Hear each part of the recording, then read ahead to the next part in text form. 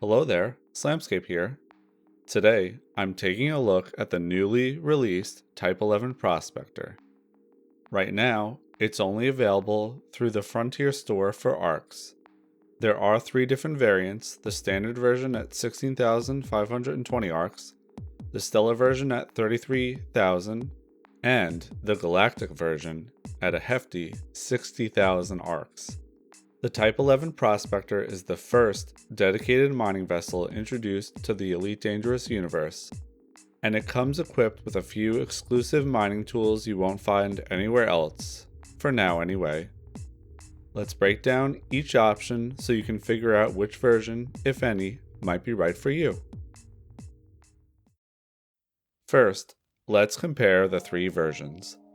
All of them give you access to the Type-11 Prospector, which you can buy at shipyards for credits, along with a pre-built version that can be deployed anywhere at no cost. If you grab it during early access, you'll also get an Owners Club decal.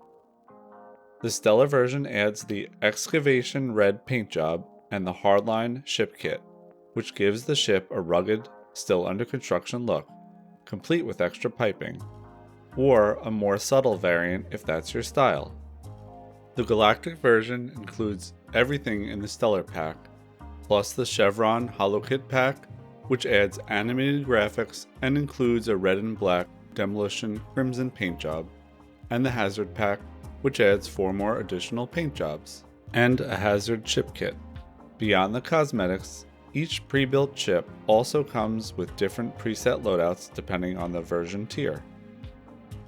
The standard version comes with a pretty bare-bones loadout, 2 small pulse lasers, E-rated versions of all the core internals, a handful of cargo racks, E-rated shields, and some flight assists.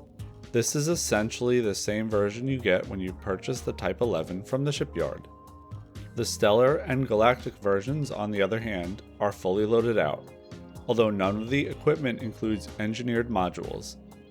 They come with a full hardpoint loadout split between weapons and mining equipment. The 4 weapons consist of 3 small gimbal beam lasers and 1 medium gimbal multi-cannon. Then, 4 mining dedicated hardpoints include an abrasion blaster for surface deposits, a subsurface displacement missile for, subsurface deposits, a seismic core launcher for core mining, and of course, the new exclusive 3C Mining Volley Repeater. The Mining Volley Repeater is a new tool primarily designed for laser mining, but it also doubles as an abrasion blaster. Its main strength is its ability to extract more ore chunks from asteroids than standard mining lasers, with a chance for each chunk to spawn as a high-density chunk, which increases the yield further. I think I said chunk too many times. As for the core internals, everything is A-rated where possible except for life support and sensors, which are D-rated to save on weight. The utility mounts include a pulse wave analyzer for finding cores, a point defense for protection from hatchbreaker limpets, a heatsink, and a C-rated shield booster. The optional internals start with all size 6 and 5 cargo racks filled, giving a total capacity of 256 tons. The Type-11 also has 2 Class 5 restricted slots. One houses the new Mark II mining multi-limpet controller, which can manage up to 14 collector limpets simultaneously, and the other is a dedicated fighter bay. Rounding it all out, a 4A shield generator for protection, a 3A refinery, a 2A fuel scoop, a detailed surface scanner, and a 1A Prospector limpet controller. Again, this ship is set up for any type of mining you want to do right out of the gate without needing any changes from the pre-built version. When we compare stats of standard versus the Stellar Galactic versions, we see an improvement of about 20 meters per second faster both with cruise and boost, a 2 light-year further jump range laden, and 7 unladen, and better shields that offer 70 more megajoules of protection. The armor is the same between the 2 variants at 630 total hit points. However, the cargo capacity of the standard version is only 64 tons, whereas the Stellar Galactic version is 256 tons. Stat-wise, the Stellar version is clearly the winner, but I think there's more to consider. Out of the box, the Stellar and Galactic Type 11 are definitely the better ship. If your goal is to just deploy a pre-built ship and start flying, it's the obvious choice. It contains all the equipment you'll need for any type of mining in the game, laser, subsurface, core. It's all in there, with no need to return to base to reconfigure. But since none of the modules in the Stellar version are engineered, you could just as easily take the cheaper standard model and build it out yourself, assuming you've got the credits. With some smart outfitting, you can turn the base version into something more suited for the type of mining you want to do.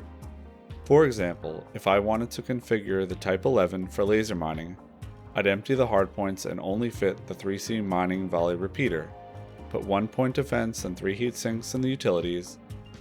I'd downsize the power plant to a 4A for weight because we don't need much power, A-rate everything else minus life support and sensors, which I would D-rate for weight.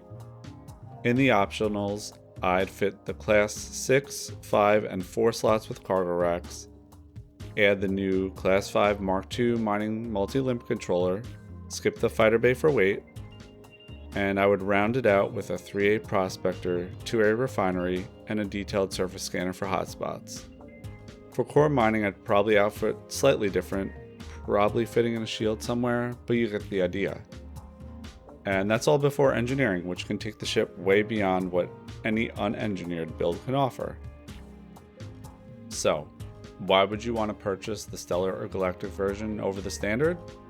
If you're a new commander and want a ready-to-go, top-tier medium mining ship, the Stellar version is going to give you a much better leg up. If you really want the ship kit, it's a better deal to bundle it through the Stellar version, as the kit itself costs 16,800 ARCs. The Galactic version on paper is a good deal as well. You get 2 ship kits, the new Holo ship kit, and 6 ship skins. Of course, it's only a better deal if you're planning on buying all those things separately. You'll have to decide if it's worth it for yourself. If you want all the extra ship kits and paint jobs, then the Stellar or Galactic version is worth it. But if you're just after early access and plan to kit out the Type 11 yourself, the Standard version will do just fine. I hope you found this comparison informative. Consider giving it a like and subscribing if you want to see more. What are your thoughts on the Standard versus Stellar versus Galactic question? Do you think the Galactic version is worth it at such a high ARCs price? I'd love to hear in the comments below. Thank you for watching.